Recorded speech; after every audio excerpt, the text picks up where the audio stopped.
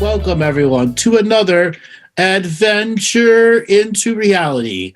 I am once again joined by my intrepid co-host, Martina Grubmueller. Hi guys, great to be here, Andrew. How you doing today? I'm very well. Looking forward to our show as every Tuesday. So we are going to talk about the mystical power of food, the fuel that it creates, how it interacts with all of our different body parts, food programs, bulimia, and all those other things about food. Now, many shows we have talked about people that are having bad diets, overeating, and a lot of situations where people call the show and they're pure vegetarian, but they end up being very bad vegetarians and don't have protein in their life. And they end up becoming anemic and sick. And the same thing happens with people who are meat eaters, who overconsume meat, etc. So, Martina, today we're going to be looking at the mechanics of eating, food, taste, teeth. And what we want to do is jump into the way that you and I do it, about going into that in-depthness of how food is every much a part of our life. Yeah.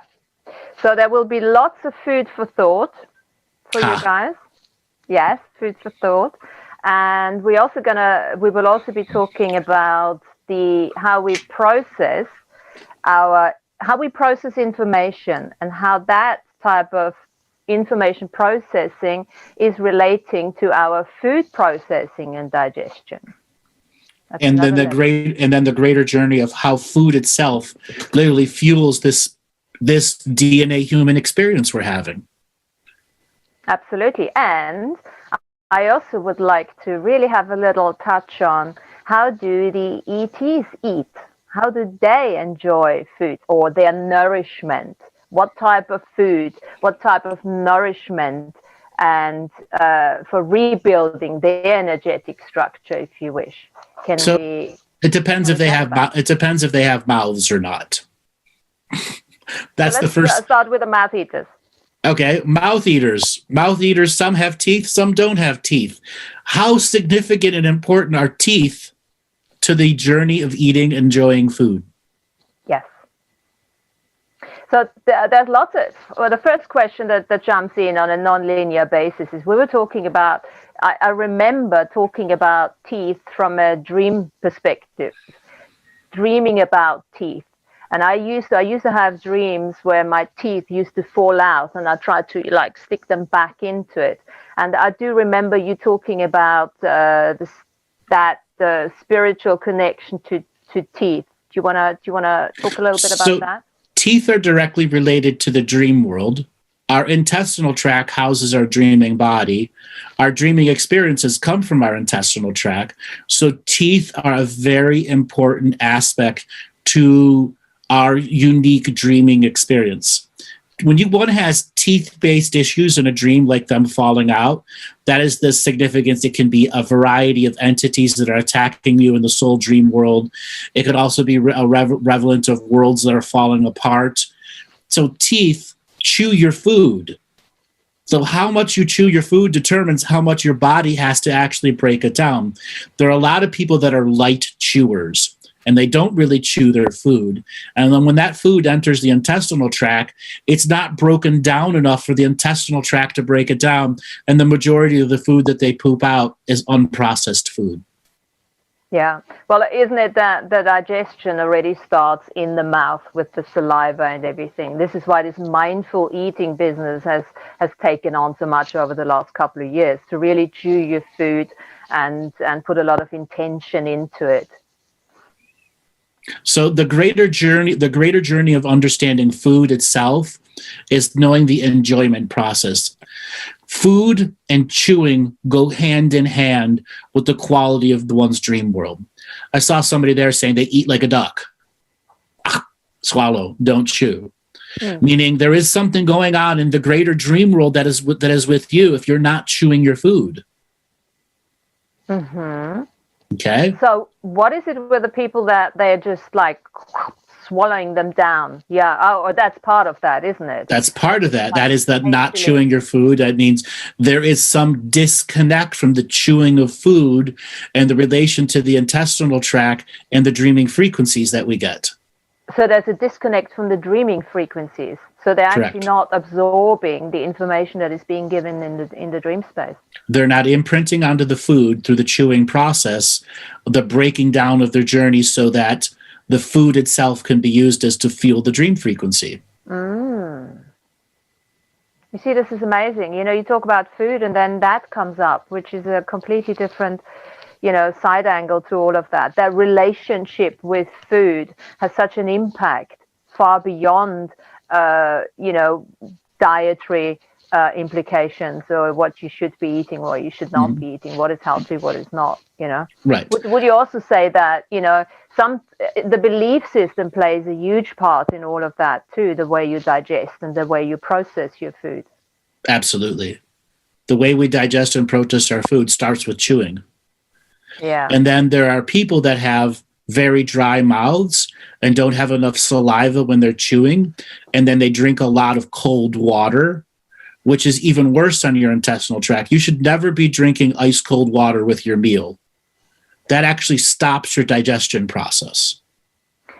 Well, there was a time when I learned a little bit about nutrition and everything, and there was actually, we were saying at the time, you shouldn't actually drink at all when you're eating. You should drink half an hour later or before, but not mix your drink with the food. Generally, if you're going to go by nutritional science, they don't want you to drink water or drink anything while you're eating your food. But what I said is people have dry mouth or the dry mouth with the combination of dry food. They're not producing enough saliva, meaning something's already wrong with their intestinal tract. If they're not producing saliva, saliva is a key process on the pre-breakdown of food, which makes it easier to chew. Is that a bit of like an indication for probably diabetes or something? Or candida, candida or diabetes. Yeah, dry mouth. Yeah. Okay. So a lot of people who suffer from that, what you can do is start getting a digestive enzyme. Yes. Okay. And there are different kinds of digestive enzymes. There's digestive enzymes that are a drop under the tongue. There are digestive enzymes that are pills that you take with each meal that you do. I personally recommend to take the digestive enzyme with the pills you take with each meal, because you're then taking active conscious interest to try to chew more too. Okay. If you know you're not a chewer and you're a very fast eater, you are dealing with the disconnect from the way the food tastes, feels, and experiences, and then becomes a general dream experiencing or fuel-based experience later. Well, then that in itself is an invitation to actually just make a different choice and really, when you sit down, make it a mindful experience. And right. And there's a lot of Japanese schools that tell you to chew every bite 100 times. And somebody is showing their grandfather did 80 plus chews with each thing. It's a really common experience in many of the Asiatic cultures to literally every bite have a counted number of chews to it. And there's a little trick to that, because I remember looking at that and thought, I can't do this, because I'm quite a fast eater too, actually. And what I did then, I started eating with chopsticks just to teach myself, because obviously you don't get so much on it. Until you get good with chopsticks. Yeah, well, depends what you eat, right? Do you know the rubber band? Do you know the rubber band trick for chopsticks? No. There's a way that you can put a rubber band on the end of chopsticks. It kind of looks like a figure 8, and it makes them very easy to use, like a scissors. Okay, well, you're not supposed to tell people that. Just use the chopsticks and get frustrated with that. So you didn't hear that. Yeah.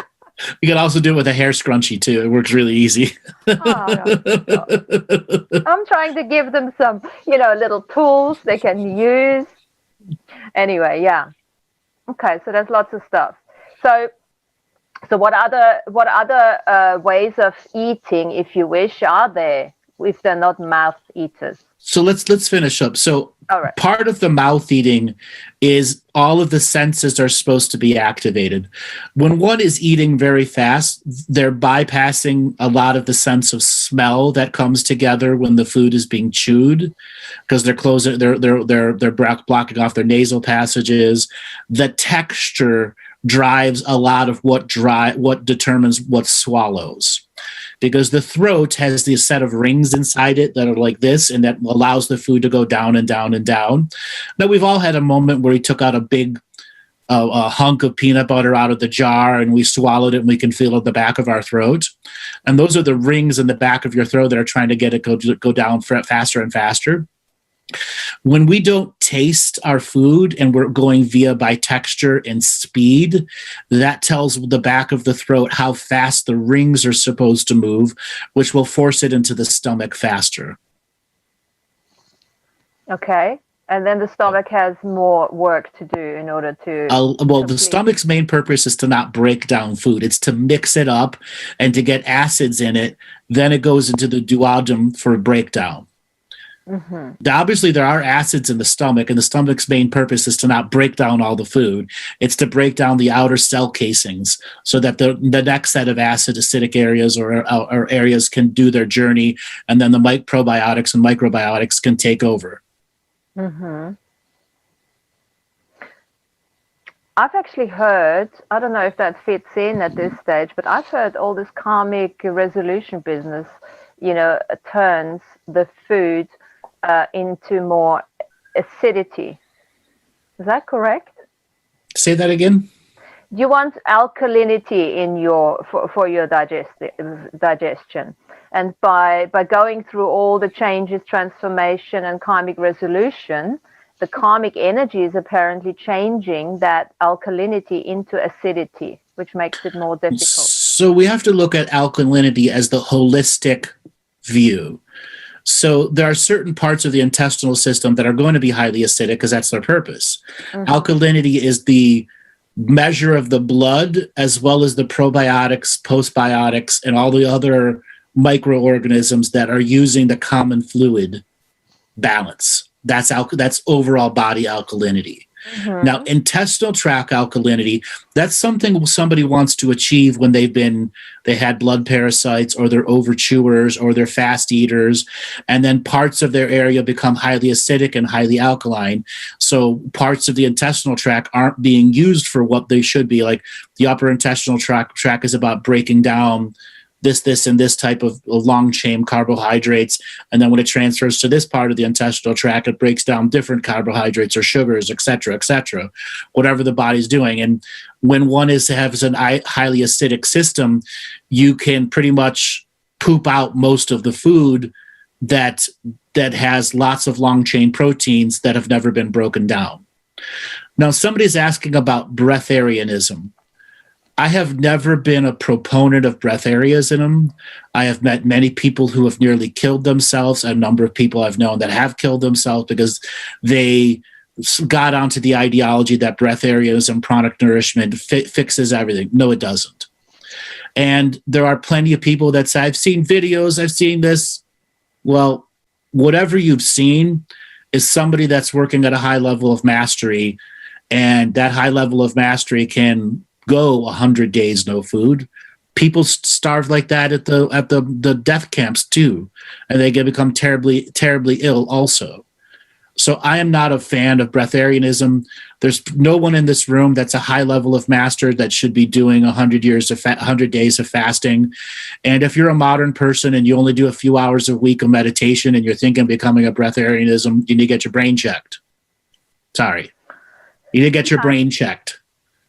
Yeah, and also isn't that whole experience of having our skin suit and being able to enjoy food and everything, and to eat, and as you so lovely explain it, there is so much more to it, that why would we want to have that amazing joy taken away from us, right? Mm-hmm. It's almost like, it sounds a little bit, I mean, I've heard of those guys, but it sounds a little bit of like wanting to get out of the body instead of actually enjoying being in it. Unfortunately, there's so many stupid light workers that re-promote breatharianism over and over and over again, and none of them actually practice it. They talk about it all the time. Okay?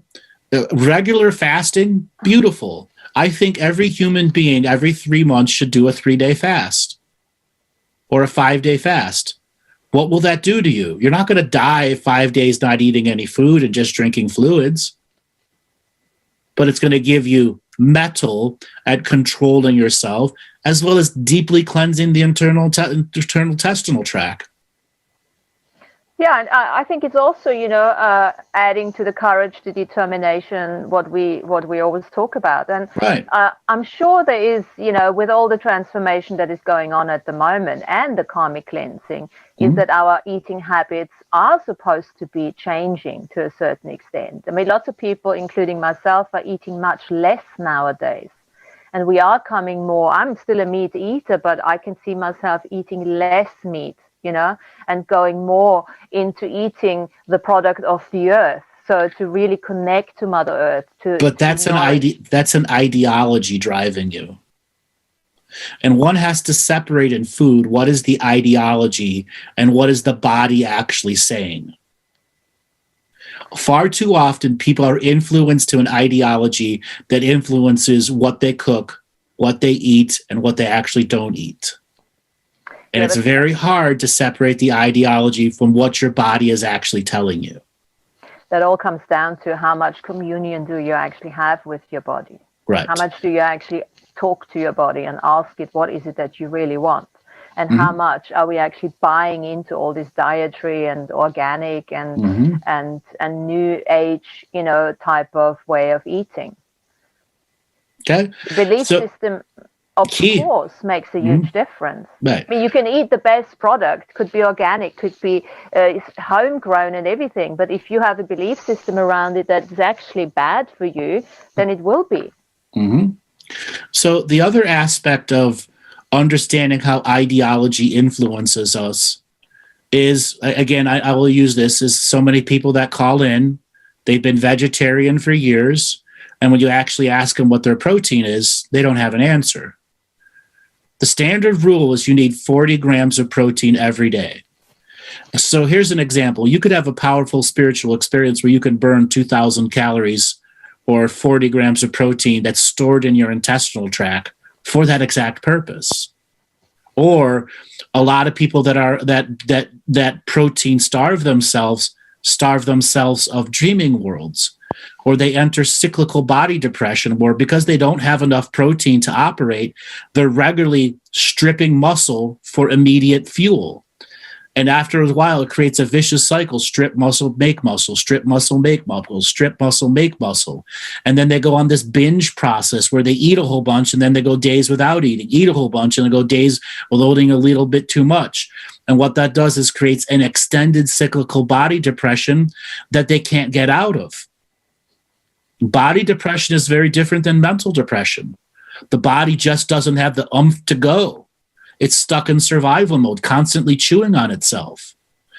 And the journey, and once you've gone to that journey of binge, no food, your stomach and intestinal tract shrink.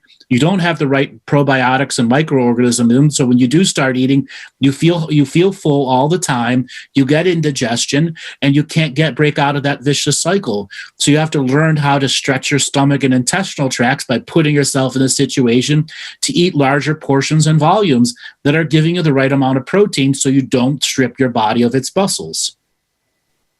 Yeah.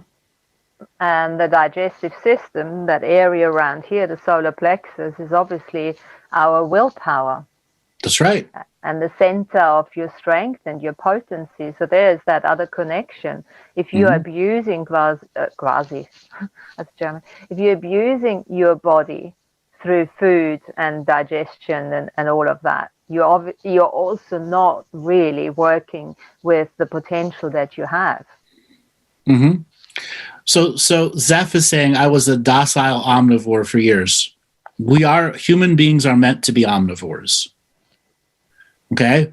And what is an omnivore? They eat anything. Okay? Why do they eat anything? Because their intestinal tracts are aligned to the passing of the seasons and the movement of the stars and what's available seasonal. Okay? So here's another example.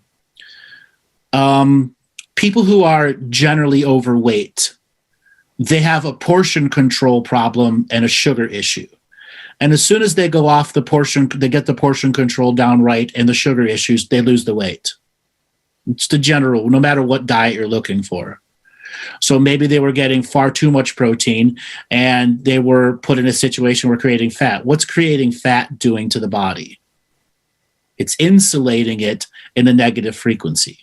Fat original purpose was something to be there so that you can burn during the winter months to keep yourself warm. Fat is also there for a unique spiritual experience that allows you to store experiences, literally experiences.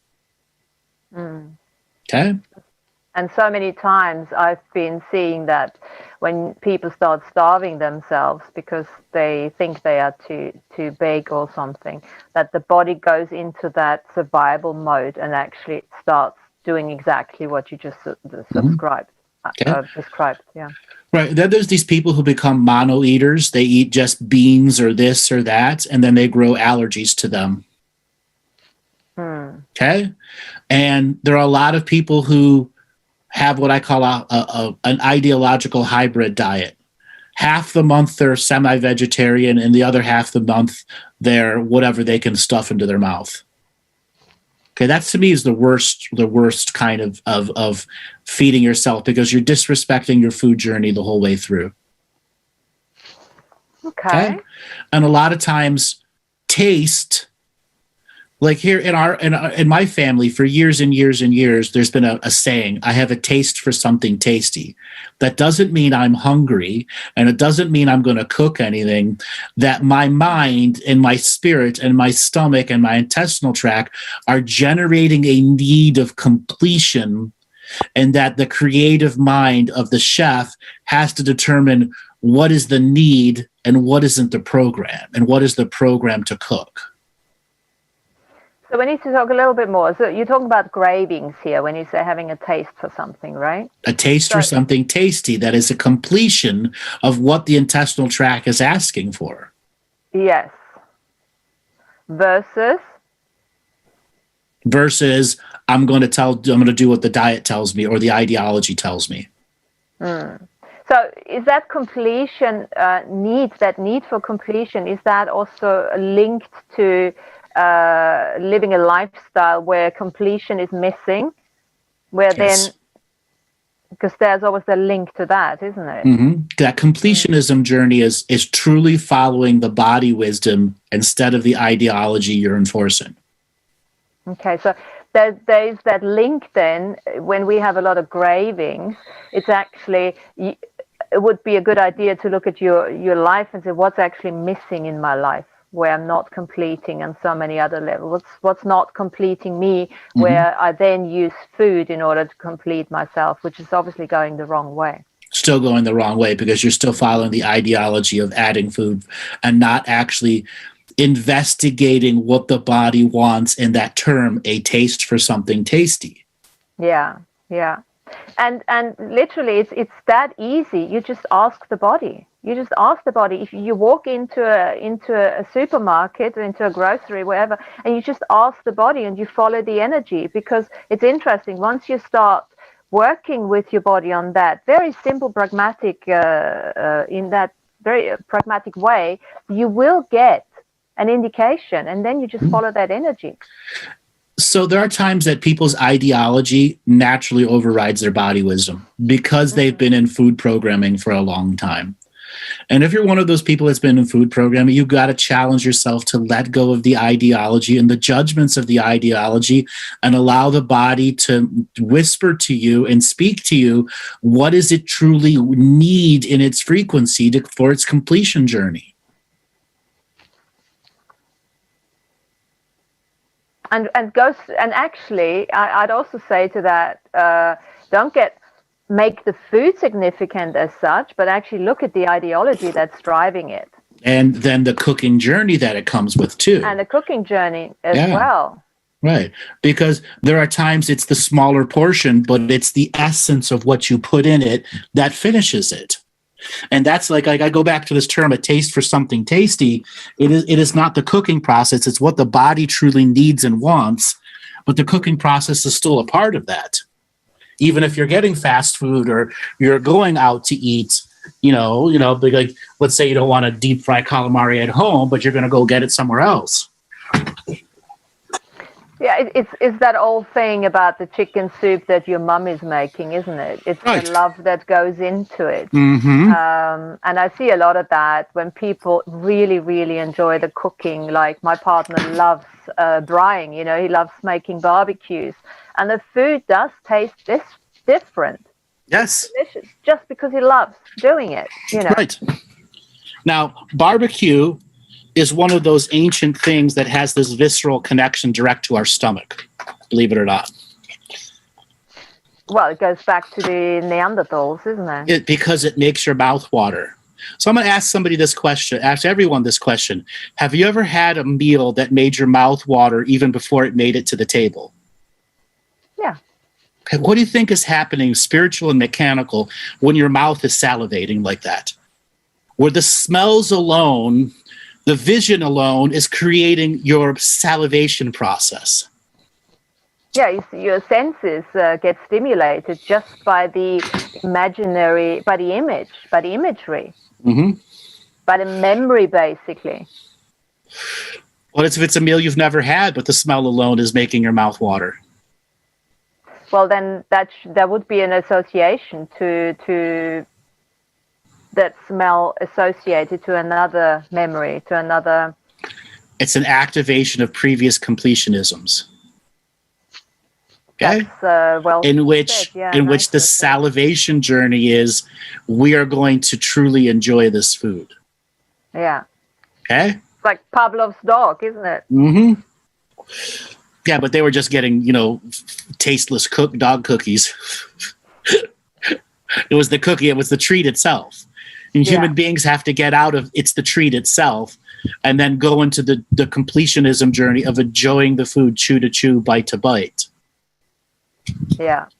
But when I say Pavlov's dog, it's like this whole process of getting the instruments ready and making the fire, of course, which is a huge thing. Making fire, because most people cook on fire, right? And it doesn't matter if it's a gas cooker or not. The element of fire in itself has such a transforming. That's right. That's right. Transformative journey of you're watching the food. Whether you're under broiler or the gas stove, whatever it is. Mm. Okay. Yeah. Now let's delve a little deeper into food programs. Now, like bulimia. That's where you binge on food and then you throw it up. And there are anorexia.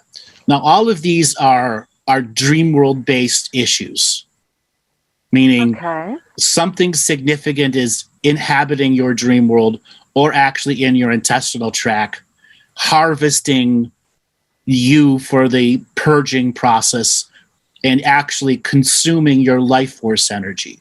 Now, it's not always external entities. Oftentimes, it's self-created demons that are creating this, which are forcing a judgment onto the self, shame, blame, and guilt, and all those other stuff. And it's also the childhood programming. It's very much like no expansiveness, no ability to speak their own truth, being very limited within their families, and that. So for me, often what I've seen with those food issues, anorexia, bulimia, is it's a form of control. It's almost like they've lost control, like what you said, be it an entity or be it a mother that tells them what to do, or dad. It's that's the only form of control they feel that they have. Yep. That's how they manifest their control. Yeah. Okay? And it's obviously self-sabotaging at the end of the day, but when you are in that state of mind, you don't look at that. Mm-hmm. So the thing with bulimia, constantly vomiting up your food, creates very long-term digestive issues and long-term throat issues, like severe throat issues. Yeah. Severe. And, there's plenty of books out there where people can learn about bulimia and food-based addictions and food programs. The purpose of this show is to help people understand and find a new way to relate to food in general. Okay?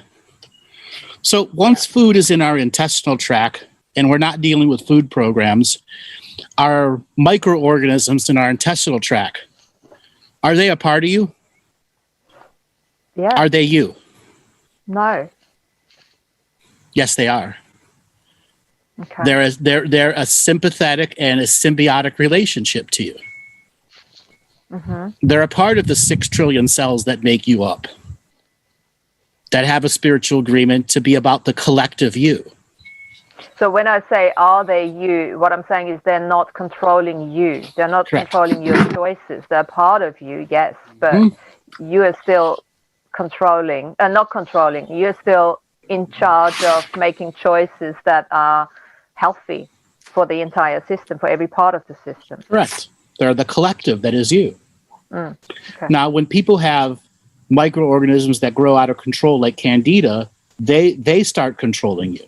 And oftentimes, this is what a ghost attaches to, is the outgrowing candida in your stomach or in your intestinal tract.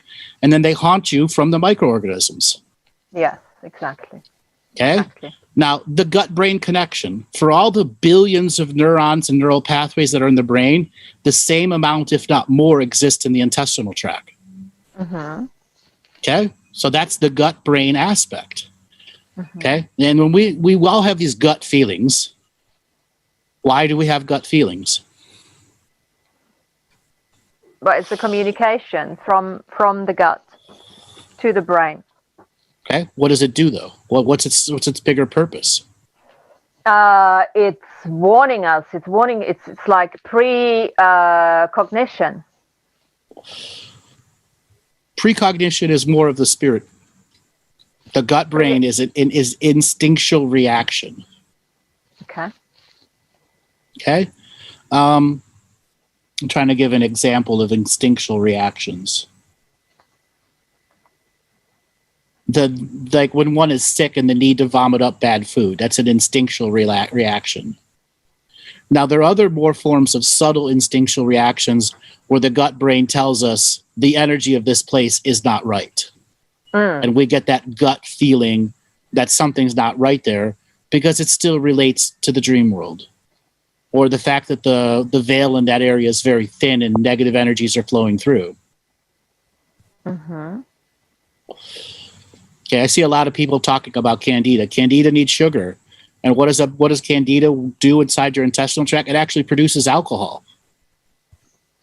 Okay, and that's why a lot of alcoholics have a hard time detoxing because Candida runs them. Yeah, because it's full of sugar. Yeah. Candida is not evil, pure evil. It is your own addictions gone awry. Yeah. And very often it's part of overdosing on antibiotics. It's ruining your flora and, in the digestive system. And it can be a very vicious circle. Mm-hmm. And a couple of years ago, nobody looked at it. I don't know, 20 years ago, nobody looked at that. But nowadays, it's very easy you often describe, but you recommend some of those Candida pills. What are they called? Colorex. Colorex, yes. With a K. Colorex. Yeah. Kolorex. Yeah. And it's an all natural product that is a yeast control system specifically for Candida because Candida is a form of yeast. Yeah. And then of course you can get rid of Candida very fast with Colorex. Yeah. Yeah. Staying off the booze for a certain period of time because of the sugar levels, The sugar. It's all about the sugars. Yeah. But then sugar is not always bad. You know, it is like, oh, no sugar at all. That's bullshit too, because you do need sugar, right? The brain Absolutely, it helps uses balance the brain mind connection. Exactly. Especially It's also It's also instantaneous energy that the body can draw on, that is inside the body of the intestinal tract. Just because you're eating sugars, a lot of times the body wants to store the sugar for instant action, or it's just going to make it into fat. And you'll often find that if you do a lot of transformational work, if you do a lot of clearing work, that your body actually craves a bit of sugar, a bit of savory stuff or salty stuff, you know? Mm-hmm. Well, something else to understand, up until the 1850s and 1860s, even into the 1890s in a significant portion of the world, most water was not drinkable. Because they were in big cities and they constantly get sicknesses from the water, or the water was impure. It had parasites in it, so on and so forth. So they drank alcohol all day long, and then all their food was covered in salt, top to bottom, because salt was the only way to preserve food. Now that means at any given day, your average blood alcohol content was 0.2. Can you imagine living with a blood alcohol content every day from the youngest age of a blood alcohol content of 0.2, and everything's so salty? Like, example, if you had food from the 1850s that was salted the way that they did, a lot of times they had 4 cups of salt to the food. Imagine 4 cups of salt. And the life expectancy wasn't that high, was it? But that's what drove the life expectancy down. Was it because it was highly acidic. Okay? Yeah. Now, some of the other parts of food, we were talking about, off-worlders and how they relate to food. There comes a point in the human spiritual development, or any being's spiritual development, where they discover that the need to have a body is based on the relative environment, circumstantial environment. And I've said many times, there gets to a point where you can manifest and unmanifest your body at will. And when you do manifest your body, it is adjusted to the environment. So one having a body doesn't necessarily mean one's going to need all of the other accoutrements that the body has, unless we want that unique experience. We are 50 color experiencing time beings whose a stomach and a mouth and an intestinal tract are an integral portion of that. Food's going to be an ongoing part of our culture well beyond the awakening and into the next 10 awakenings. Okay? Food is also a holographic process. And I've talked about the restaurants that are at the end of the universe, or at the end of the galaxies, where millions of beings go to these restaurants and they taste your mom's chicken soup or Pleiadian's version of chicken soup. And it is the nature of the experience of what's been put into the food. And these experience-based restaurants, you eat holographic food. You get the actual fullness of the experience, even the running of the intestinal tract. But that's the thing, isn't it? You hear so many stories. People are incarcerated somewhere, and they don't have food for 50 days or something, and they start imagining, the food, and actually, through that holographic imagery, they can bring up all these tastes and everything, and get actually a nourishment through it. So this is an interesting question, actually, because with this hologram, just because you can't touch it doesn't mean you can't taste it, right? You could fully experience it. Yes, that's a really cool thing. Okay. Yeah. Now, ambiance is very much an important part of these restaurants. Example, if one wants to experience what it's like to have a lover's meal, where one cooks for the other and sets up the ambiance, that's just as important as the eating process. Yeah. So that nature of these holographic restaurants is to put the ambiance behind it also, because that's a unique part of the experience. Yeah. So, but I mean, we could practice that in this reality too, right? Absolutely. It's a matter of choice and follow through. Yes. Yeah. I mean, just for fun, and see what it's like to really test out that holographic idea of all of that, Okay. So there's an Asian food called shark fin soup. Now, there's billions of Asians that use this as their version of getting rid of the flu. It's considered a medicine. It's very destructive on the environments of the sharks. But what it is it's the way they cook it, okay? And they literally, the meat turns into like this jellified butter. And it's a unique texture that absorbs the flavor. And it's very nourishing. And it's an easy way to digest the high amount of calories that are in there. As I said, it was originally developed as a medicine for people who couldn't consume solid foods. So it was developed so that you could get a large amount of calories into a sick person and they wouldn't vomit it up. Mm-hmm. Because they couldn't process the solid foods. Okay? There are a lot of cancer patients who can't eat. Why? Why can't cancer patients eat? Because their body's overloaded and already in a point where it's trying to shut itself down. Mm-hmm. Highly acidic.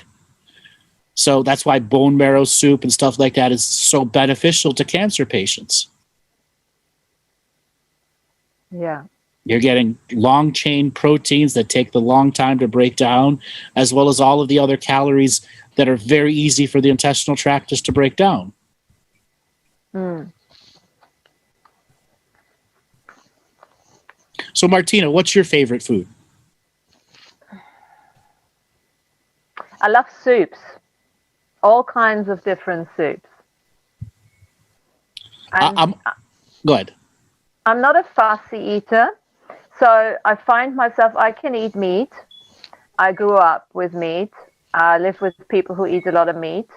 So I can eat it, but I find myself when they're not around that I eat less of it. So I seem to be going with what the body likes. There's one thing I have realized: I have been eating much less than I used to, so that my body is changing along those lines. I actually cannot process big amounts of food anymore. Which is the elevation of your ideology and the needs for your food. Yes. Yeah. Now, for me, I'm a super too, but I'm also an ambiance-based cooker because I grew up in the restaurant business. So variety of cooking for me, like there are a lot of times that I'll cook a meal and I'll only have a few bites out of it. Yeah. But the journey of cooking itself gave me this completed energy feeling, or cooking for others. Now, that whole journey of cooking for others is a humongous part of the human experience.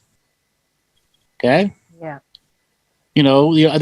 Everyone's had a moment where you've cooked for someone else and they were delighted with the meal, the ambiance, and the bliss that gives you at the end. Yeah. I also like, when we talk about ambiance, I love going to restaurants where you get the food where it's created in a very artistic way. You know, that for me makes a whole lot of difference. I can eat a fraction, but it has to be presented nicely and with a bit of creativity behind it. Right. And color. I love the colors in that. Color for me makes a huge difference in food. Right, like those 7 and 14 course meal places that are out there. Yeah. Now, when I was a limo driver when I was young, I got sent to a lot of these foodie places where you're going to try a 14 course meal, but the serving size every serving size you got, they were not tiny, but by the end your 14 things added up to a really nice meal. Yeah. But they were really 1 and 2 bite things because they were full of flavor, full of uniqueness. And I went to a couple of them in San Francisco. I forgot the name of it, Osteria, where it was, they could turn seafood into taste like steak, quite literally. Or you could have something that is a beet that suddenly tastes like a cheeseburger. Okay? Quite literally, this tastes like a cheeseburger. And then when you ask them, it's beets and radish. Okay. Yeah, it's fantastic. It's an art form. Right, it's an art form. A true magical art form. Right. Yeah. Absolutely, yes. Or when they start experimenting with liquid nitrogen and they freeze fruits and vegetables and they mix them together and it's such a unique flavor. It melts in your mouth. Yeah. It's like a blossoming flower in there. Absolutely. You were saying earlier on, see, when you cook yourself, you hardly actually eat afterwards. You just have a few bites. It's because you're eating the energy of the food, isn't it? Yes. So, and that is nourishing in itself. So it's not so often. I think when people think they are hungry, it's not necessarily that they need huge amounts of the food, but they just need the energy of something that is joyful. That creation. And that goes back to that terminology I said earlier, that taste for something tasty. That doesn't mean I want to cook, or it does mean I just want to cook, and to find that taste tester's process of testing the food as it made itself just right. Yeah. Absolutely, yeah. So I'm going to ask everyone in the audience, what is your favorite type of food? And I had somebody's put in peasant food for me. And irony, peasant food has become modern high-end cooking. Okay? So like I grew up in a Greek family, so there's certain Greek peasant dishes that are considered high society now. Okay? Somebody's putting in Spanish omelet. Well, that was a peasant food that suddenly became high society because all the big restaurants started cooking it. Sardines. I love sardines. There's so much that you can do with them. Love sardines. Why do I love sardines? I suppose, I don't know, grew up with them, yeah. Interesting how you're going. I can see your mental process of sardines. Why do I love them? There's this association. I'm starting to, build a saliva in a minute. No, not really, but yeah. It's that comfort. We talk about comfort food at times, isn't it? And, living in London, I mean, nowadays it's easy to get brown bread or something. But coming from Austria, brown bread is our staple food, And it's always going to a German shop or something and getting that bread. It's just like, not just comfort. It's that joyfulness. It's that memory. That bringing you back to something, that transporting you back to that place almost where you used to be. So when I moved to California, I got exposed to every variety of cooking that was out there. And Vietnamese cooking did something very unique for me. The faux, the faux type soups, and then the Thai cooking. And the way that they use their spice with coconut milk. And I have to say, of all the unique styles that I've had, it is still the Vietnamese that continues to surprise me. But there are unique street foods out there that are, oh my God, amazing. But I have to say that the Vietnamese food, overall my food experience continues to surprise me. So would that somehow stimulate or some memories, if you from lifetimes, past life memories? Also a big thing for me was Korean food. It has a similarity in cooking style to Vietnamese food, but obviously it's dependent, like kimchi and everything, and then the way they do their Korean barbecues. A lot of that stuff is modern, but the shared meal. A lot of Korean food is they cook it in a pot right in front of it, and everyone just eats it right out of the pot. But that's an ancient That's an ancient style that because they didn't have forks and knives and dishes. Everyone had your chopstick in a tiny wooden bowl. That community sense that comes with that.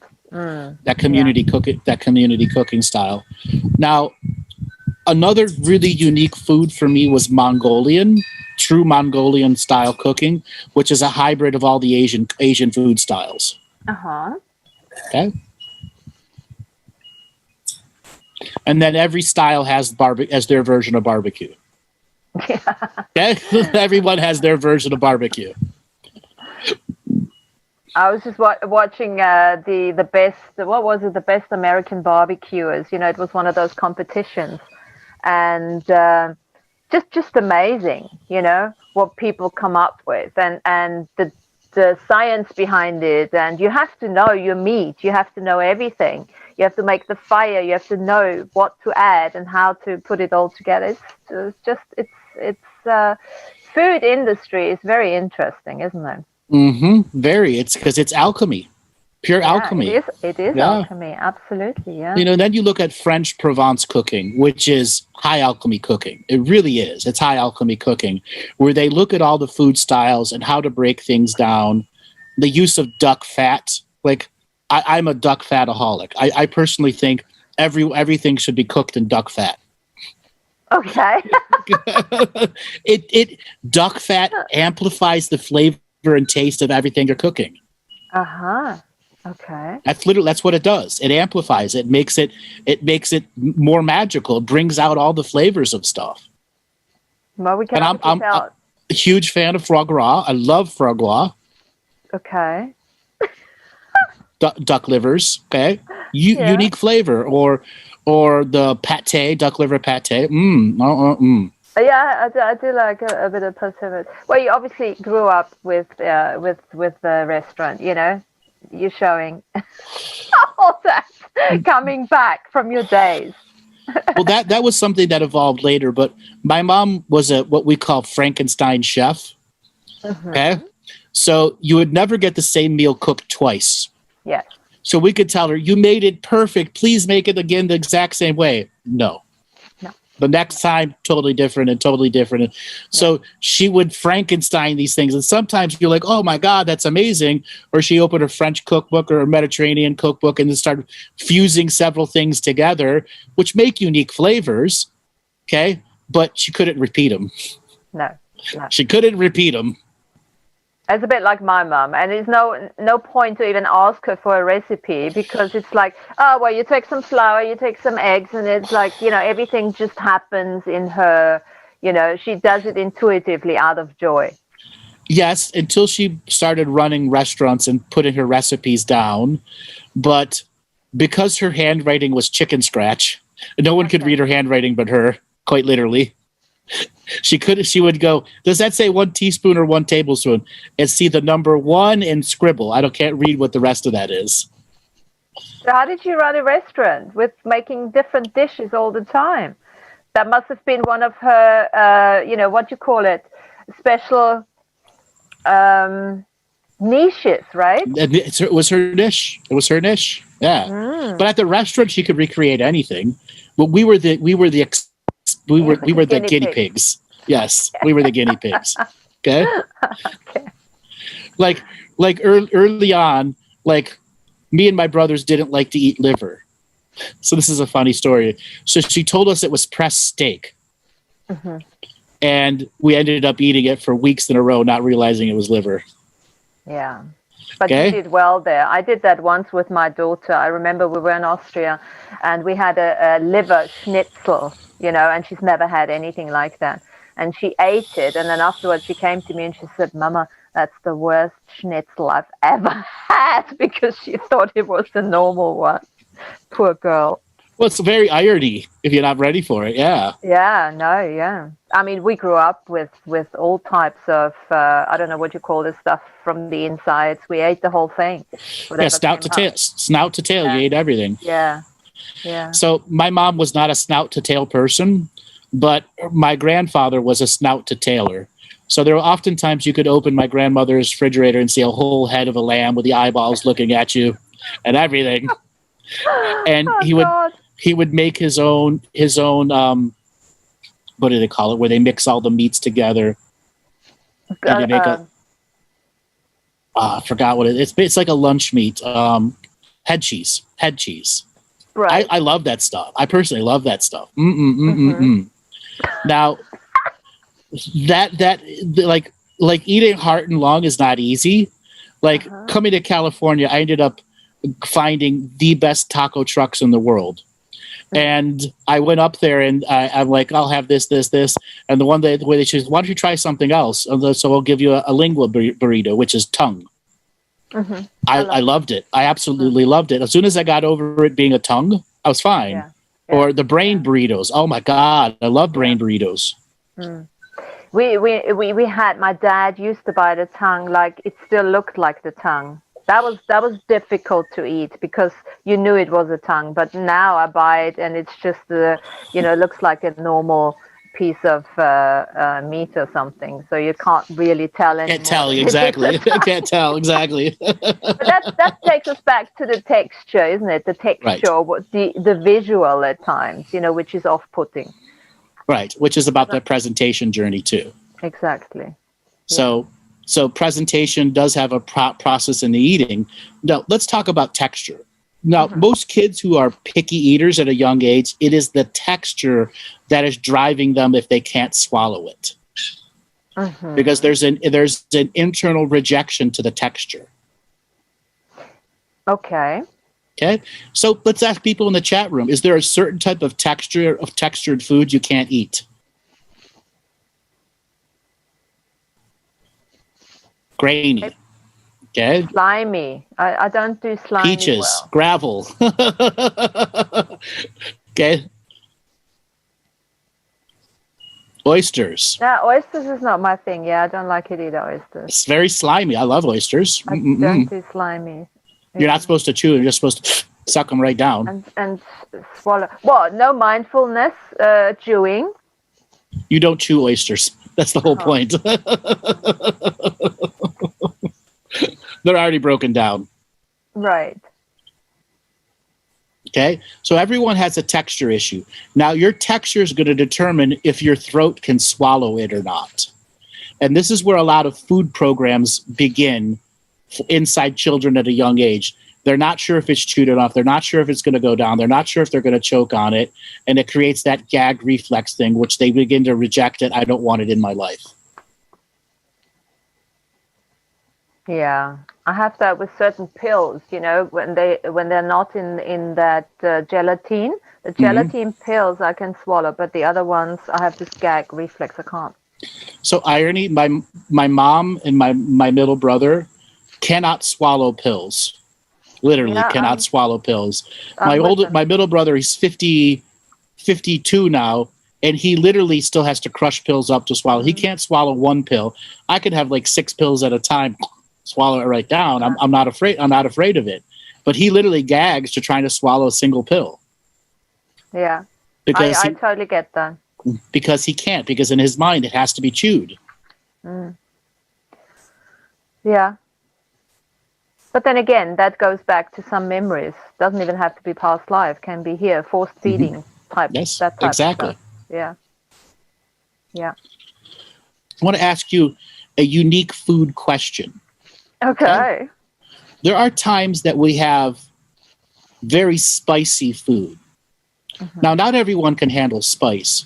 What do you think spice does to the eating process and the spiritual mechanics of our intestinal tract, which is our dream world?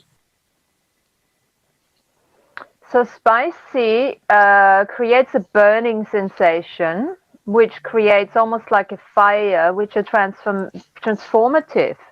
I would almost say spice could transform old dream time, residual images and stuff like that. Absolutely. And when I discovered Vietnamese and pho and Taiwanese food, they used coconut milk with high amounts of spice. The coconut neutralizes the burn in the mouth, but allows the burn to exist in the intestinal tract, which then doesn't burn coming out. And when it's suspended in the coconut milk or other types of vegetable-based experiences, when the spice is directly there, it can be a long way at lighting the internal fire of creation, as well as breaking up stagnant energies. So would you also say as it transfers through the sphinx, the muscle and everything starts activating the third eye at the same time? Absolutely. Okay. Cool. So spice is a unique part. Spice was more valuable than gold for the longest time. Think about that. Spice was more valuable than gold. Now, if you go to the Indian culture, who use a tremendous amount of herbs and spice that isn't burning the mouth, that does that journey of transferring the spice to the intestinal tract, that greatly enhances our capacity to have an even stronger antibody system in our intestinal tract. Yeah. All right, we've got a bunch of people who've already raised their hand. All right, Robert, let's spin up the wheel of callers and see who wants to talk to us today about food. Alrighty. I'm getting sort of hungry, actually. Me too. David, you were getting a signal to unmute. David, are you there? Yes, yo, I'm there. Hello? How you doing? Where are you calling from today? From Germany. Welcome to the show. Hello. It's first time. I'm excited. So what do you think of the show today so far? I loved it. Totally. I had some nice pizza with it. Ah.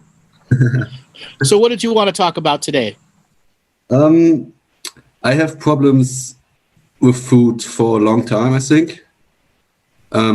Mainly, it's very hard for me to gain weight, and I always thought about being a little too thin for my taste.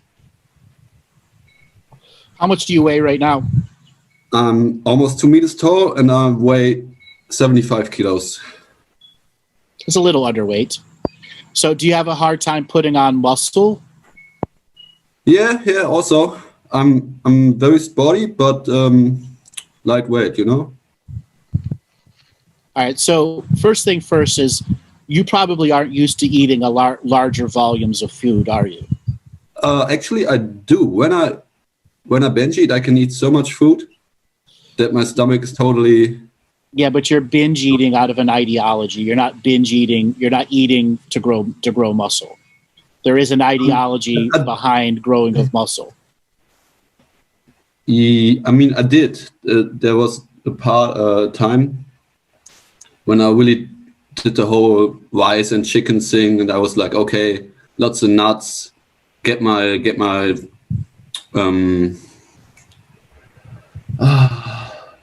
my protein in and all this stuff, and it didn't really work for me. I think maybe candida issues.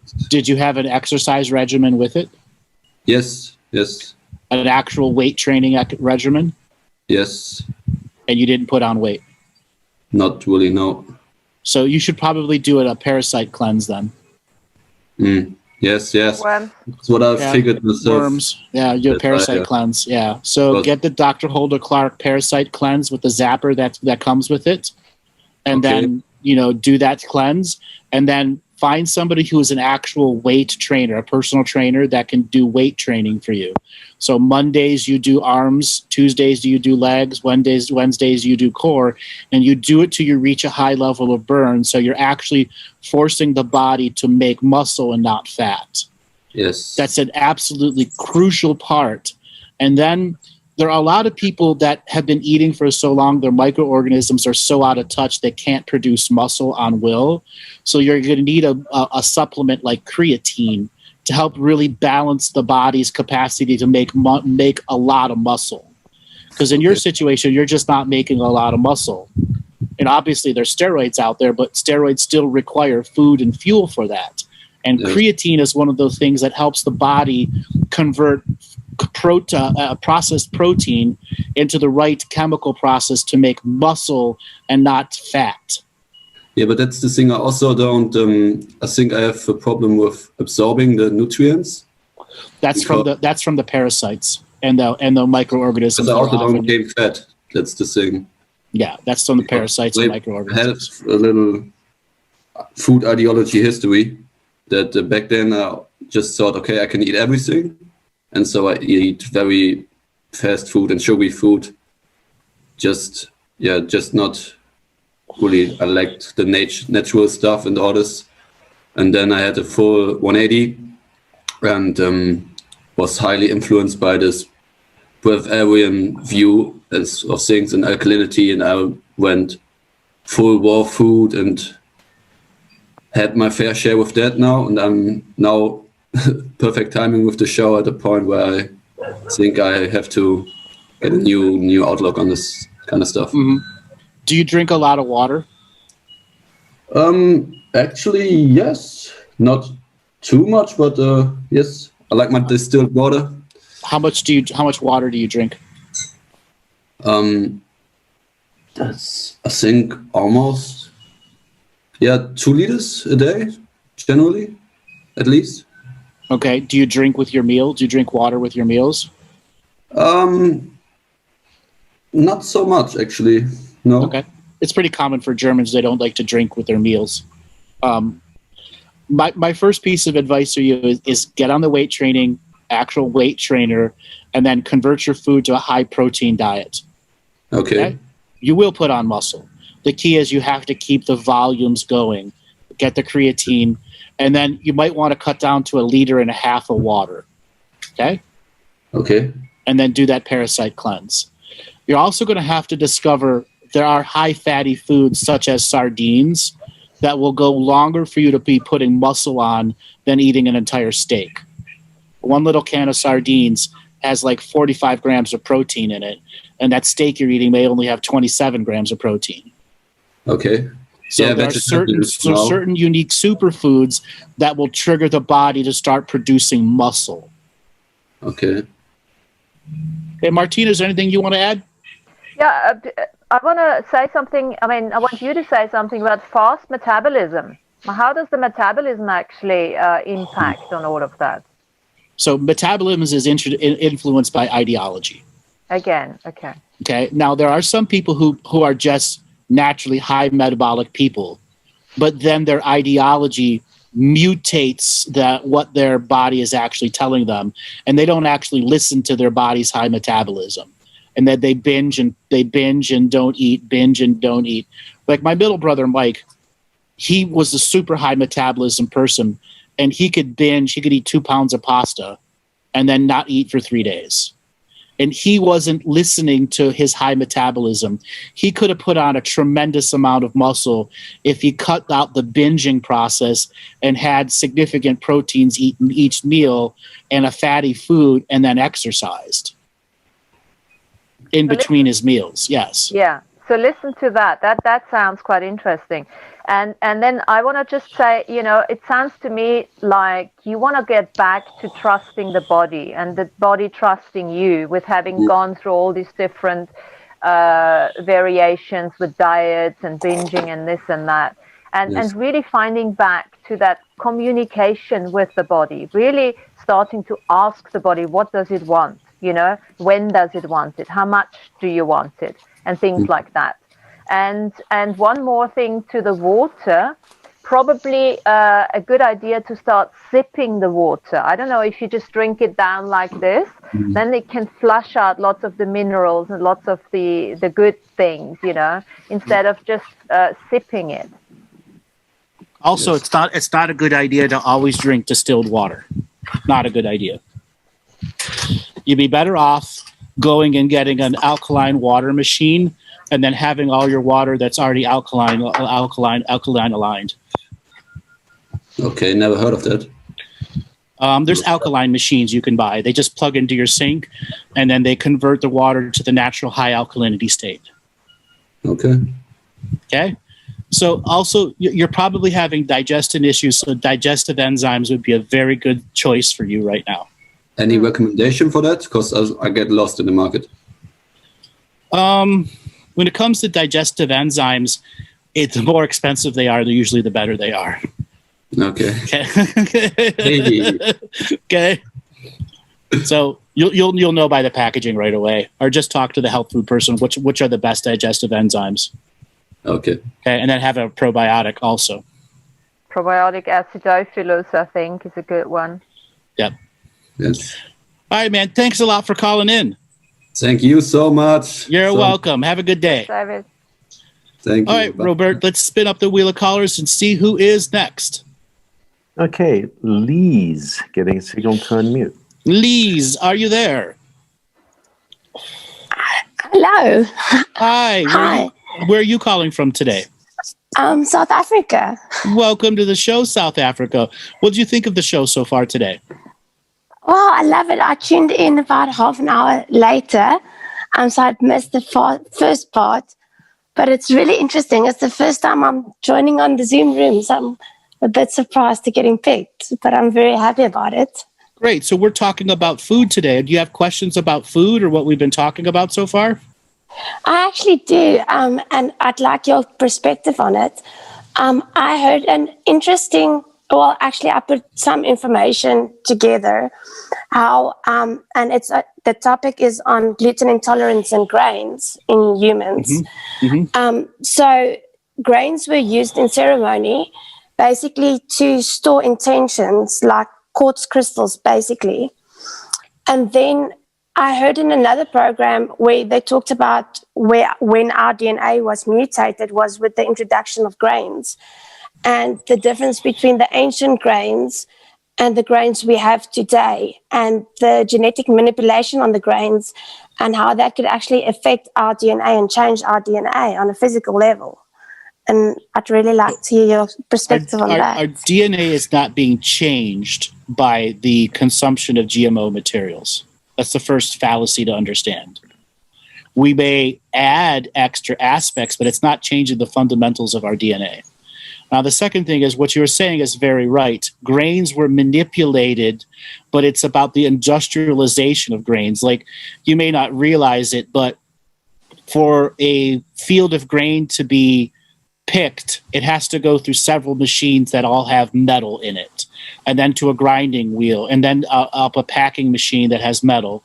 So flour and grains have a high amount of metals built inside it. And that is why grains have become so destructive for so many people. Now, gluten intolerance is still sugar-based. For the longest time, human DNA was high sugar, high salt, high sugar, high salt.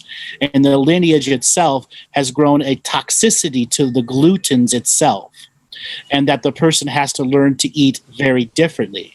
Now, there are many people that glutens don't affect them at all, but glutens are what determine if a bread is going to be very fluffy or not. And bread was a staple part of food for centuries upon centuries. It is only the modern dietitians that are beginning to realize how destructive bread can be because of the bleaching of the flour, the destruction of the good stuff that's inside grains. Okay. Also, there's a significant amount of point of time where people were storing grains, and then it then created a fungus on the grain that mimicked the same stuff as LSD, and this was called ergot breakout. Ergot. Have you ever heard of that? Where literally you would be tripping, like it would be like having 20 hits of LSD off of one hunk of bread. Yeah, there's still a lot of plants that actually grow ergot on them. Right. It has traditional uses for them. Right. Well, it also had spiritual medicinal uses, where ergot was something that was harvested on purpose for medicinal spiritual journeys. And that our natural state of living is not to be in the reasoned scientific state. We are multidimensional, multifunctional beings, and that ergot is supposed to be a part of our general food journey. Okay. So you've got it right. Most of the stuff though right there. Gluten insensitivity comes from the lineage itself that has to find a different way to eat food if it wants to have a normal journey.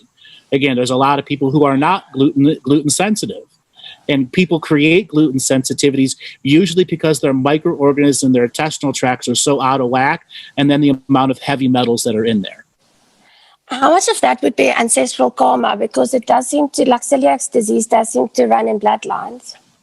Most of it is ancestral. Most of it. The food hypersensitivities, peanut allergies, stuff like that, it's all ancestral. And that person has to find a new way to eat and function in the reality.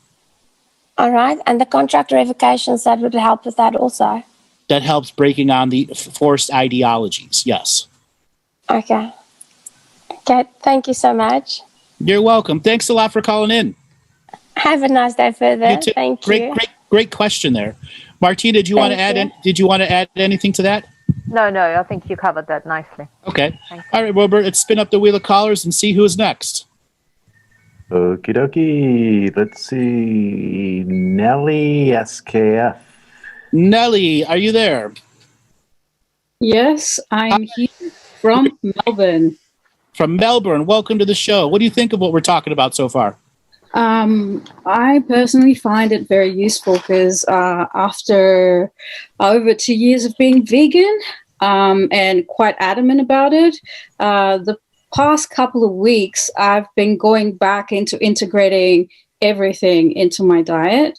And I have been dealing with some ethical, guilt issues. However, I realized also after doing some revocations that I found on your website, that by integrating and respecting the animals and calling the spirits in when I'm cooking my food, when I'm marinating the meat, and when I'm eating eggs again, eating lamb again, that I lose the guilt that I had whilst being vegan, and I'm taking the information that these animals have carried, and I feel so much better. I'm still dealing with a little bit of doubt and guilt, but after listening to this show, because I didn't know what it was going to be, but I wanted to say that I was just thinking about that before tuning in.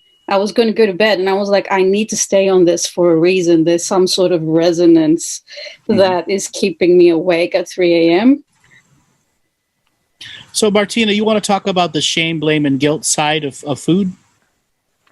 I think you just covered it really nicely, Nelly, there. But, because it is, you call it ideology, belief system, programming. And as you start clearing that, everything changes. And we all know that it's the animal's experience by going through our digestive tract, So guilt, you can actually let go of that guilt because it's a symbiosis, it's a collaboration where basically both beings have contracted that out. It's almost like you could feel guilty by not eating them because they're missing out. What about that? I felt shame, and the thing is that other times that I ate meat in between, I felt that it was an act of sin, and it was an act of sin because I wasn't doing it consciously. I wasn't consciously, I didn't know about the revocations and about being present and communicating with my food whilst cooking it or eating it. So I did carry that guilt of the ideology, and I felt bad having consumed that animal or those animals, and all the energy or the suffering that they carried with them. But now I source my food differently, be it plants. Like even before I cut them, I think about it because everything I feel is sentient. And just because I can't understand the plants the same way I do animals, it doesn't mean that I have the right to just like abuse them and eat them without thinking about it either. And I just wanted to say thank you. I'm still at the beginning of that journey. And I just stayed on for the continuation of the resonance and the energy, validation of what's happening. All I say is you're doing it. Keep doing it. Keep practicing. You guys say whatever you feel like saying to me, and I'm happy to give my turn to someone else. How do you handle spicy foods? I feel that it's purge. I wrote purge. I handle them like I love spices, but if it's too spicy, too high on the scale, I purge.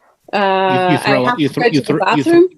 No, I don't throw up. I sweat a lot, which is also a form of purging. And I like that. That's not purging. That's detox. I end up going to the bathroom, and so that's a very telling sign that something's off in your intestinal tract. Yeah. Okay. I go much faster than normal, and it has to come out. Well, no, because the food you're eating is not coming out that fast. It still takes 48 hours to go through. And if so instead of calling it purging, you've got to call it detoxing. And the whole point of eating spicy food is to get your body into that detox state where that sweat that's coming out of you, that's a very beneficial state for yourself. Very, very beneficial state. And the subtle sign, if you've got to go to the bathroom right away after eating spicy food, that's telling you have a lot of backed up material, feces material in your intestinal tract that's got to get out. Okay. Now, a lot of people don't realize this. A lot of people who go vegetarian right away, they end up storing useless plant material in their intestinal tract that becomes compacted feces or petrified. Okay. because you've rapidly shifted your diet so fast that the body has to compact the food quite literally to store proteins, but there's nothing left in the compacted feces. Okay? So it'd be a really good idea for you to eat more spicy food and force that detox, or go do some colonics. Yeah. It'll make your transition to other foods a lot better on yourself. Yeah, I'll start on the spicy whilst I'm still in lockdown. and digestive enzymes. Huge for you. Thank you. Okay. Ευχαριστώ. Well, good luck. I mean, as long as you understand the ideology was driving you before, and it doesn't need to drive you. Yes. All right. Thanks a lot for calling in. Thank you. You're Bye. welcome. All right, Robert, let's spin up the wheel of callers and see who's next. All right. Saad, you're next. Getting a signal to unmute. Saad, are you there? Hi, yes. Hi, where are you calling from? From Germany. So, Welcome to the show. thank you. So what did you think about what we're talking today? Great topic, really interesting. Okay. Yeah. What questions do you have for us today about food? So I wake up nearly every morning with stomach pain or gut pain. And I've had this issue, I don't know, for about 15 or 20 years. And I had a session with you a bit more than a year ago. I remember. I have been, to a certain extent, trying to have a more regular meditative practice, doing the revocations. And I've been doing a liver cleanse. I'm on the sixth one this week. Okay. And I have had about, I think, 9 or 10 colon cleanses. Okay. But I still struggle a lot with the emotional side of it, and this thing of food binging if I'm not feeling well. And I have this feeling of not making progress, or because I still have gut issues, and I don't really know what's a good strategy or way of kind of moving forward and feeling more like if there's a change or an achievement rather than being stuck always. You're not stuck, you're depressed. Yeah. And the nature of the gut pains you've had for long periods of time has created this depression that you don't see a change. There is a change going on in you. You're just not recognizing it. And the depression is driving the nature of your experience right now. Okay, what are you eating food-wise? Well, I don't eat a lot of meat, but I try to pay attention to the protein. So what does that really mean? Are you getting 40 grams of protein? Maybe 35. And how much of that is a shake? Not that much. But I feel it, I guess, also associated to depression and kind of having cycles. Maybe I have 2 weeks where I'm eating quite well, and then 2 weeks where I'm eating really badly, like cyclically, and I find it very hard to be constant. So your depression is still running your food ideology then? Yeah. Okay. And you have to battle the depression so that your food, you can realize what the food's actually doing to you. You said it yourself, 2 weeks good, 2 weeks bad, which is just cyclical process of depression, meaning you're still stripping your body of muscle. And that there's something still in your ideology about food itself that's not nourishing and healing you. Okay? You have to change the relationship you have with food. So, Martina, I want you to come in here and talk to her about depression and how it affects our eating journey. Well, we talked earlier on about food for thought, and how we're processing information and how that links to how we process food, And so talking about the ideology of depression, it's really becoming becoming curious. What is causing all of that? But not from a place of judgment, or not even from a place of I have to change this right now. just from that place of curiosity.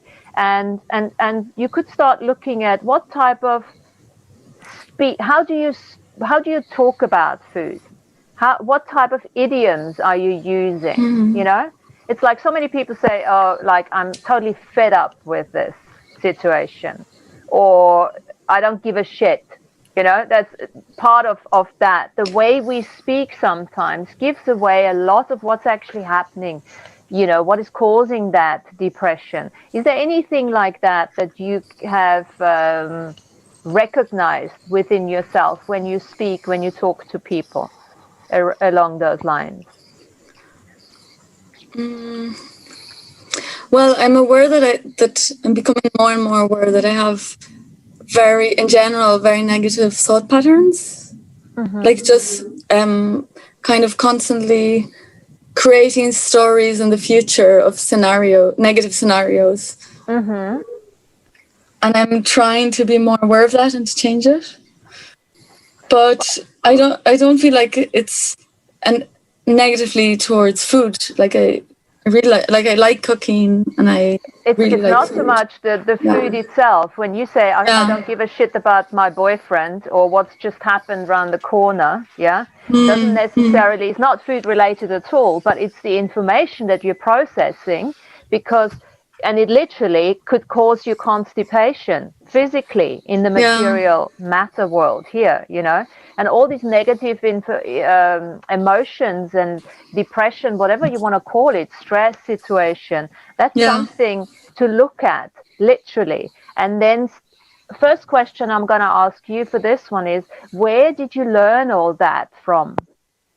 Where did you learn those negative? Who are you when you're being that negative? Because it doesn't, for me, it doesn't feel that is actually you. Where did you learn all that negativity? And just really looking at that. And if there's a dissociation, if there's a realization within yourself that actually it's not really me, I've just been picking up that negativity from others, but it's running my life now, and I call it depression, and it has an impact on the way I digest this information that I've been picking up from everywhere. Yeah, it's that old empath, you know, story, and it's that old perceiving all this negativity around you and making it your own. And that puts you in that space where you can hardly find that space for yourself to change it. Because you need to first acknowledge what actually is happening here. And just like you want to get rid of, just like you have to process food, you have to start processing that information. And literally start giving a shit and letting it go. Get rid of it. Do no longer entertain and entangle with negativity. It's a choice that you have to start making. And it will literally translate into a better processing of your food.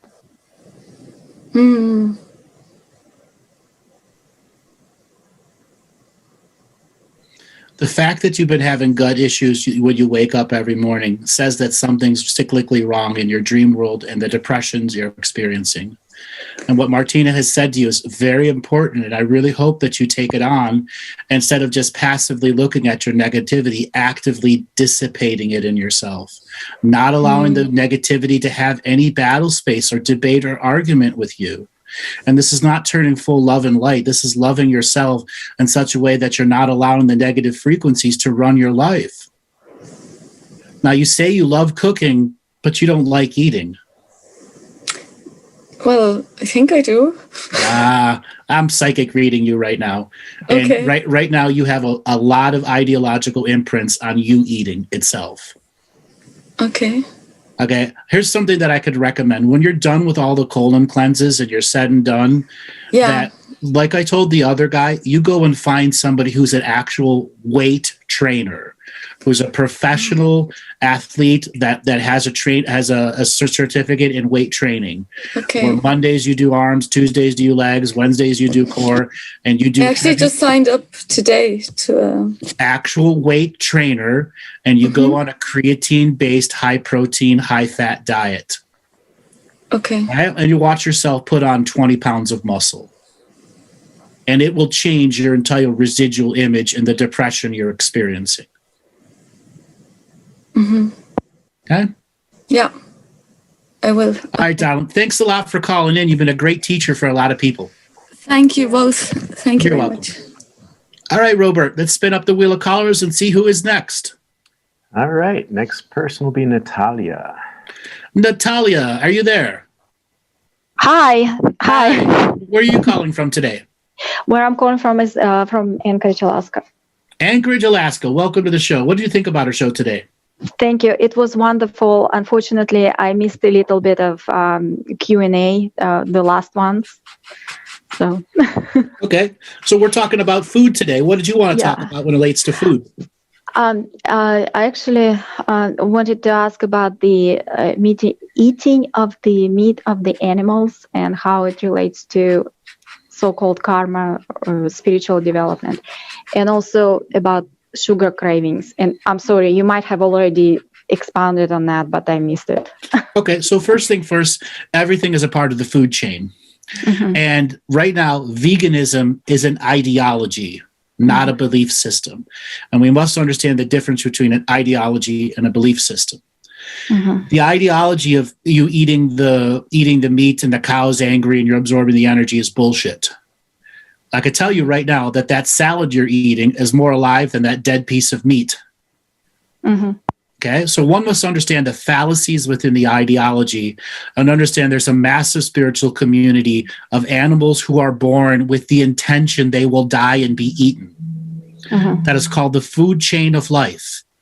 So let's say there's a piece of fish, a fish that is captured. Well, from the moment that the fish is captured and taken out of the water and put onto your plate, everything in that chain of experience that gets it to your plate is a part of that fish's experience.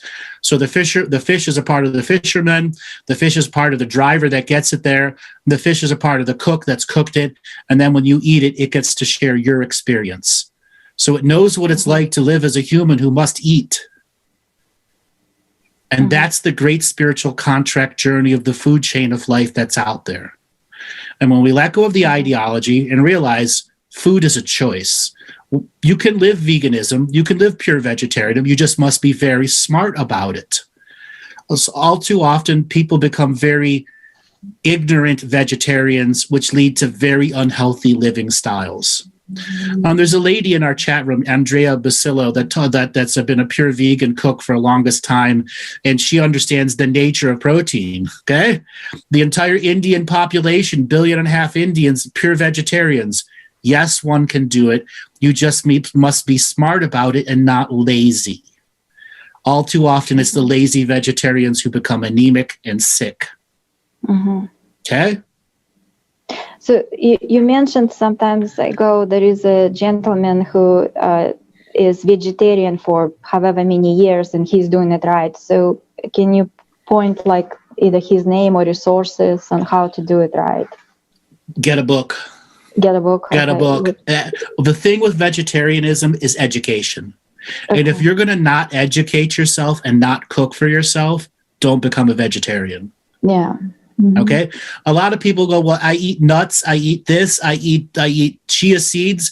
And I go, at the end of the week, are you going to eat 6 pounds of chia seeds? No. At the end of the week, are you going to eat 7 pounds of nuts? No. Okay.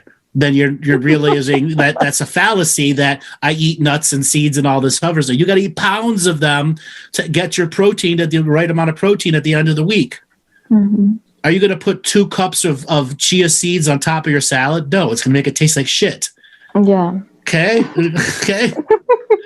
So you have to recognize the fallacies that we create about our food. Mm-hmm. Okay. Yeah. And again, vegetarianism, I could just connect with Andrea in the chat room, or she's also on, she can give you a lot of tips about pure vegetarian cooking. Okay. Mm-hmm. But if you don't want to be educated, don't become a vegetarian. Mm-hmm. Okay, as I said, there's 1.5 billion vegetarians in India that know how to live. They live just fine. Mm-hmm. But they've also grew up on it and understand what they have to eat to stay vegetarian. Mm-hmm. Okay? All too often, us people here in the West don't want to, we just become lazy eaters. Yeah. Now, I can give you an example. A lady in her early 20s has been a pure vegetarian since she was 16 and literally lives in anemia. She just takes iron pill to supplement it. And I had a long conversation with her in a session. I'm like, are you suicidal? Why do you just eat green leaf salad and nuts? That's all she ate. And then, whatever she would eat out all the time, a Cobb salad with this or that. She was literally living off of sugar out of the kombucha. No. To the point I had to actually tell her, you're suicidal and you don't even realize it. Yeah. You're purely suicidal and you don't even realize it. And she wants to be a high athletic person, yet she has no fuel to do whatsoever. Yeah, you can't do it. You can't do it. Okay? So once again, educate. And if you don't want to educate yourself and you don't want to cook for yourself, don't do it. Okay. Okay, Martina, is anything you want to add? No, I think you covered it nicely there. Thank you. Okay. Can you talk about the sugar cravings? That's kind of my last thing that's kind of left. So what are the sugar cravings like, and how do they come on to you? Pretty much I'm constantly getting into sugar. I don't know, all the time. And what sugar? What are you eating that's sugary? Jams mostly, like jams with tea, and it's kind of constant. Like jelly, or jellies, candy, cookies. Okay. Candy. Yeah, jam, jellies. Yeah. So candy, that's a personal. You are getting dopamine releases out of eating the sugary stuff. And then the sugary stuff puts you into a vicious cycle where you're creating candida in your system. So you have a twofold problem there. I think the first thing you need to do is to cut out the sugary cookie stuff, and understand you have to give yourself pleasure a different way. Okay. Yeah. Okay. And the next part is you probably should do a really significant candida cleanse. Oh, yeah. Okay. That was my question. Like, you feel like I need to do some clean? Oh my God. Well, if you've got a sugar craving, you've got like I said, the two-part problem where you're getting a dopamine release. That cookie just gave me, I can do it and not get fat. Okay. So you got to get yourself out of the dopamine release of giving yourself the cookie, or the jam, or the this or the that. Okay. Yeah. Sugar cravings are almost always candida.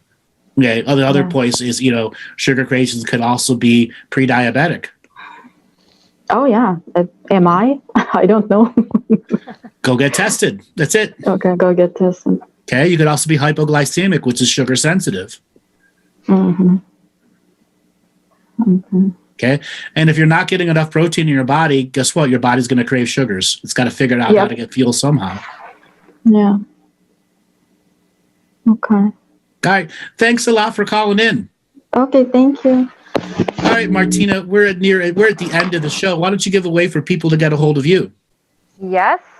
www.synchholistic.co.uk and earthnouveau.com.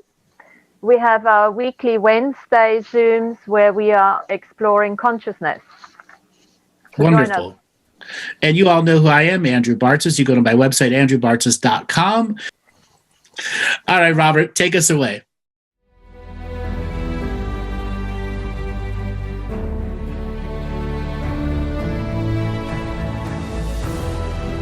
Each different bubble of reality is true.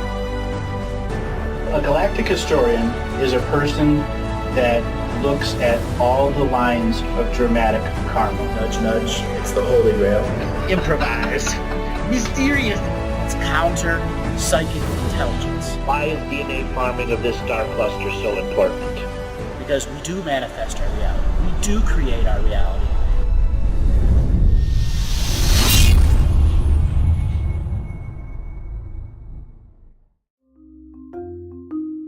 Hello, let's create, let's co-create, and let's change this world with love. No matter if you're from Alpha Centauri or Earth, we all began with the same birthing process. We live in a limited point of view. Living the mystical life daily is about striving for the unlimited point of view. Each day, each human being gets an infinite amount of choices. Living the mystical life daily is about facing obstacles and challenges.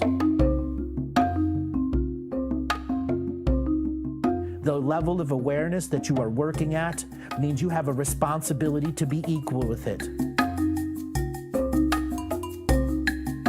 How does one truly let go of expectation?